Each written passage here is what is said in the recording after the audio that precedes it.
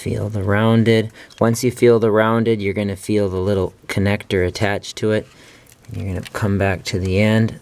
There's a little tab on that. You'll push down with your thumb, and you'll put your fingers towards where the connection is, and it meets up with the sensor. So you're going to push down on the tab that's connected here. You'll put your fingers up here, and you're going to pull back with these two fingers. So push down, and then you're going to pull back to release. We'll stick our hands in, and it just takes a second.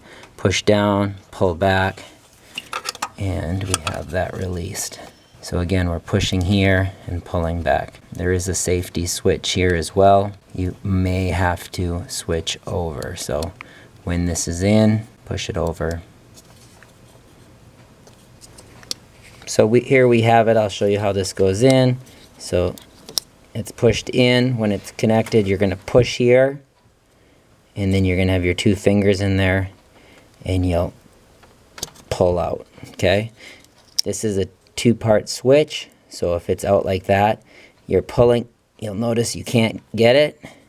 You're going to have to go in there, push that red piece to the right, and then you'll push, and then it will pull off.